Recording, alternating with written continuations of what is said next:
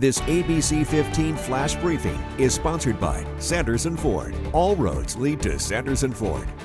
Hello, Megan Thompson with your top stories right now from ABC15 Arizona. Evictions are surging in the valley. New data shows landlords filed more than 7,900 last month. That breaks the previous record set in September of 2005. Mostly what we see in court are hardships. Are people who couldn't pay because something happened, they had a financial hardship and they weren't able to pay. But normally we cannot consider that as a defense to the non-payment of rent. The State Department of Housing says Arizona has a severe shortage of housing fueled by a massive population boom, which is driving those prices up. If you are struggling, there are resources available. We have more information posted with this story on ABC15.com.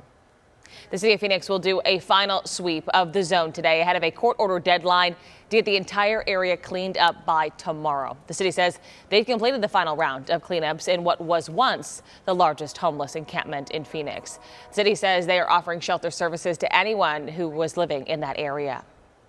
Medical experts from across the state and nation are meeting today in Phoenix to talk about valley fever. A recently passed budget bill in the U.S. Senate is directing the FDA to issue guidance to help researchers develop a valley fever vaccine. It's a familiar spot for holiday joy, featured on ABC's own Great Christmas Light Fight.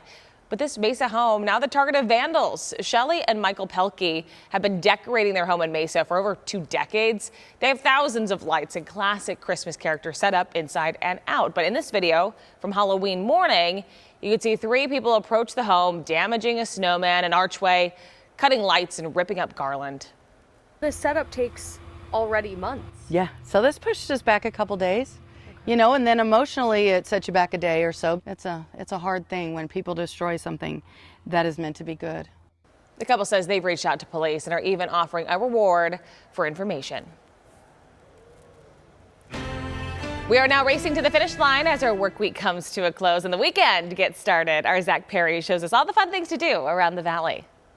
The weekend is here. There's no shortage of excitement, so let's get to some of the biggest events happening in the valley. It's time for the championship to get underway. Up first, the NASCAR Cup Series returns to the Phoenix Raceway this weekend. Enjoy the NASCAR Craftsman Truck Series on Friday, the Xfinity Series race Saturday, and on Sunday, watch 4 of the top NASCAR drivers go head-to-head for the ultimate prize in NASCAR. Tickets start around $35. Next, the Bentley Scottsdale Polo Championships is back in the Valley. This year's event promises to be a polo experience like never before. Enjoy some of the world's best polo players, fashion and cars, live music, and so much more. This Saturday at Westworld of Scottsdale. Tickets start as low as $35. Canal Convergence is back for its 11th year in Scottsdale. The outdoor display will light up pathways and bridges near the Scottsdale waterfront. The theme for this year is the power of play. The attraction features local to international artist displays for 10 nights starting this weekend. This event is free and open to the public. He was really good. And a goal! And the Arizona Coyotes will be hosting the Winnipeg Jets on Saturday at 1 p.m. at Mullet Arena in Tempe. Of course, you can catch this game on ABC 15, Antenna TV channel 15.2. And for more events happening this weekend, head over to abc15.com/things to do. Reporting in Phoenix, Zach Perry, ABC 15 Arizona.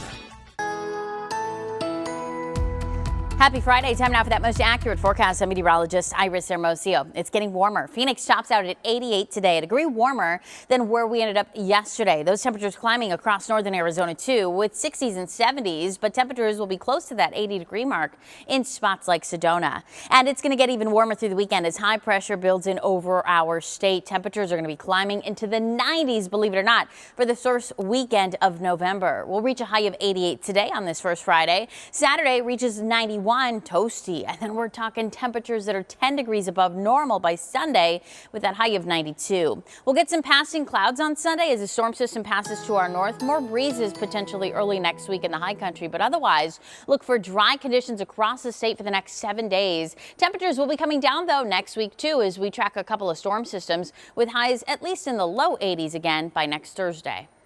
For the latest headlines, weather and traffic, head on over to abc15.com or download our free ABC 15 mobile app. This ABC15 Flash Briefing is sponsored by Sanderson Ford. All roads lead to Sanderson Ford.